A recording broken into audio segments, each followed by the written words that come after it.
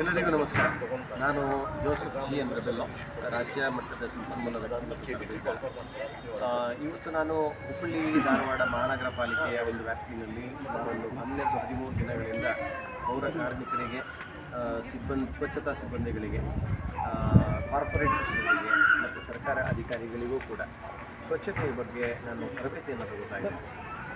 ತುಂಬ ಖುಷಿ ವಿಚಾರ. ಕೇಂದ್ರ ಸರ್ಕಾರದ ಒಂದು ಅನುದಾನದಲ್ಲಿ ಎಲ್ಲ ಮಹಾನಗರ ಪಾಲಿಕೆಗಳಲ್ಲಿ ಕರ್ನಾಟಕದಾದ್ಯಂತ ಈ ತರಬೇತಿ ನಡೀತಾ ಇದೆ. ಈ ತರಬೇತಿ ತುಂಬ ಅಗತ್ಯ ಇದೆ. ಸರ್ಕಾರ ಒಂದು ಈ ಹೆಜ್ಜೆಯನ್ನು ತಗೊಂಡಿದ್ದು, ಈ ಒಂದು ಕಾರ್ಯಕ್ರಮವನ್ನು ಹಾಕ್ಕೊಂಡಿದ್ದು ಸರ್ಕಾರಕ್ಕೆ ನಾವು ತುಂಬ ಅಪ್ರಿಷಿಯೇಟ್ ಮಾಡಬೇಕಾಗ್ತದೆ, ಒಪ್ಕೊಳ್ಬೇಕಾಗ್ತದೆ. ಒಳ್ಳೆ ಕಾರ್ಯಕ್ರಮವನ್ನು ಸರ್ಕಾರ ತಂದಿದೆ.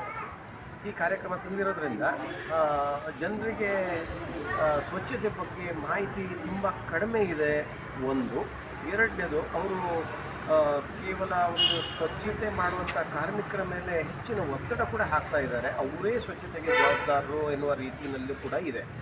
ನಾವು ಒಂದೆರಡು ದಿನಕ್ಕೆ ಇಬ್ಬರು ಜನರನ್ನು ವೈಯಕ್ತಿಕವಾಗಿ ಅವ್ರ ಹತ್ರ ಮಾತಾಡಿದಾಗ ಅವರು ಕೆಲವು ದುಃಖಗಳನ್ನು ಹೇಳ್ಕೊಂಡಿದ್ದಾರೆ. ಪೌರ ಕಾರ್ಮಿಕರು ಅಂದರೆ ಸ್ವಚ್ಛತೆಗಾರರು ಮನೆ ಮನೆಗೆ ಕಸ ಸಂಗ್ರಹಣೆಗೆ ಹೋದಾಗ ನಮಗೆ ಊರಿನ ಜನಗಳೇ, ಶಿಕ್ಷಣ ಇದ್ದವರೇ ಅಥವಾ ಈ ರೀತಿಯಲ್ಲಿ ಒಳ್ಳೆ ವಿದ್ಯೆ ಇದ್ದವರೇ ನಮಗೆ ಕಸ ತ್ಯಾಜ್ಯ ಸಮರ್ಪಕವಾಗಿ ವಿಂಗಡಣೆ ಮಾಡಿ ಕೊಡ್ತಾ ಇಲ್ಲ.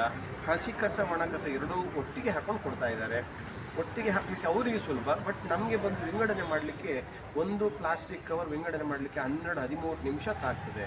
ಈ ರೀತಿ ಕಷ್ಟ ನಮಗೆ ಆಗ್ತದೆ. ನಮಗೆ ನಾಗರಿಕರು ಅವರೇ ಕಸ ವಿಂಗಡಣೆ ಮಾಡಿ ಬೇರೆ ಬೇರೆ ಕೊಟ್ಟರೆ ನಮಗೆ ಕೆಲಸ ತುಂಬ ಸುಲಭ ಅಂತ ಆ ವಿಚಾರದ ಮೇಲೆ ನಾವು ಸ್ವಲ್ಪ ಗಂಭೀರವನ್ನು ತೆಗೆದುಕೊಂಡು ಸರ್ಕಾರದ ತರಬೇತಿ ಯಾವುದನ್ನು ಬಿಟ್ಟು ನಮ್ಮ ಹುಬ್ಬಳ್ಳಿ ಧಾರವಾಡದ ಏರಿಯಾವನ್ನು ಸ್ವಲ್ಪ ಫೀಲ್ಡ್ ವರ್ಕ್ ಹೋದಾಗ, ಆಡಿಟ್ ಹೋದಾಗ, ಇನ್ಸ್ಪೆಕ್ಷನ್ಗೆ ಹೋದಾಗ, ಪರಿವೀಕ್ಷಣೆಗೆ ಹೋದಾಗ ನಮಗೆ ಕಂಡು ಬಂದಿದ್ದು, ವೇಷ ಮರೆಸ್ಕೊಂಡು ನಾವು ಹೋಗಿದ್ದೇವೆ. ನಾವು ಆಫೀಸ್ ಡ್ರೆಸ್ಸಲ್ಲಿ ಹೋಗಿಲ್ಲ. ಆವಾಗ ನಮಗೆ ಕಂಡು ಬಂದಿದ್ದು ಏನಂತಂದರೆ, ಕೆಲವು ಮನೆಗಳಿಂದ ಕಸ ವಿಂಗಡಣೆ ಮಾಡದೇ ಕೊಡೋರು ತುಂಬ ಜನ ಇದ್ದಾರೆ. ಯಾವಾಗ ನಾಗರಿಕರು ಕಸವನ್ನು ಸಮರ್ಪಕವಾಗಿ ವಿಂಗಡಣೆ, ಅಂದರೆ ಹಸಿ ಕಸ ಬೇರೆ, ಒಣ ಕಸ ಬೇರೆ, ಅಪಾಯಕಾರಿ ಕಸ ಬೇರೆ, ನೀವು ನಾಗರಿಕರು ಇಷ್ಟನ್ನೇ ಮಾಡಿ ಸಾಕು. ನಮ್ಮ ಪೌರ ಕಾರ್ಮಿಕರದನ್ನು 158 ಬಗೆ ಕಸ ವಿಂಗಡಣೆ ಮಾಡಿ ವಿಲೇವಾರಿ ಮಾಡ್ತಾರೆ. ಇದು ಸಮರ್ಪಕ ವಿಲೇವಾರಿ. ಯಾವಾಗ ನಮ್ಮ ಪೌರ ಕಾರ್ಮಿಕರ ಜೊತೆ ಮಹಾನಗರ ಪಾಲಿಕೆಯೊಂದಿಗೆ ಊರ ನಾಗರಿಕರು ಸೇರಿಕೊಂಡು ಕಸ ತ್ಯಾಜ್ಯ ವಿಲೇವಾರಿಗೆ ಸಪೋರ್ಟ್ ಮಾಡ್ತಾರೆ, ಆವಾಗ 3 ತಿಂಗಳ ಒಳಗೆ ನಿಮ್ಮ ಹುಬ್ಬಳ್ಳಿ ಧಾರವಾಡ ಸ್ವಚ್ಛ ನಗರವಾಗಿ ಕರ್ನಾಟಕದಲ್ಲಿ 2ನೇ ಸ್ಥಾನ ಪಡ್ಕೊಂಡಿದ್ದೀರಿ ತಾವು.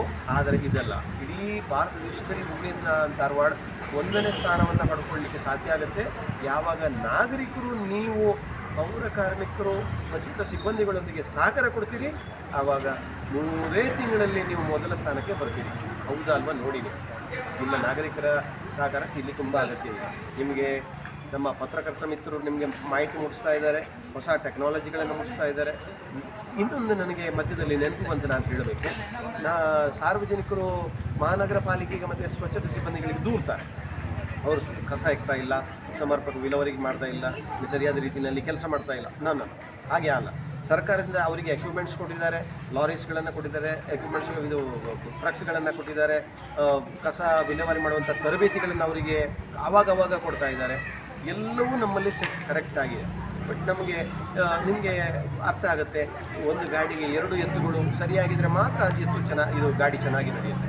ಇಲ್ಲಿ ಒಂದು ಎತ್ತು ನಮ್ಮ ಸರ್ಕಾರ ಕಡೆಯಿಂದ ಅಧಿಕಾರಿಗಳು ಇರ್ಬೋದು, ಮಹಾನಗರ ಪಾಲಿಕೆ ಇರ್ಬೋದು, ಅಥವಾ ಸ್ವಚ್ಛತಾ ಕಾರ್ಮಿಕರು ಇರ್ಬೋದು. ಇದು ಒಂದು ಕಡೆ ಎತ್ತು, ಇನ್ನೊಂದು ಕಡೆ ಎತ್ತು ಅಂದರೆ ನಾವು ಸಾರ್ವಜನಿಕರು ಎರಡೂ ಜೊತೆ ಸೇರಿಕೊಂಡು ಸಮಾನವಾಗಿ ಹೋದರೆ ಮಾತ್ರ ನಮ್ಮ ಹುಬ್ಬಳ್ಳಿ ಧಾರವಾಡ ಪಕ್ಕ ಚಂದ ಶುಭ್ರವಾದ ಮಹಾನಗರ ಪಾಲಿಕೆ ವ್ಯಾಪ್ತಿಯನ್ನಾಗಿ ಮಾಡಲಿಕ್ಕಾಗ್ತದೆ. ಭಾರತ ದೇಶದಲ್ಲಿ ನಂಬರ್ 1 ಸ್ಥಾನವನ್ನು ಪಡ್ಕೊಳ್ಳಿಕ್ಕಾಗ್ತದೆ. ವಿಶೇಷವಾಗಿ ಈ ಸಂದರ್ಭದಲ್ಲಿ ಪತ್ರಕರ್ತ ಮಿತ್ರ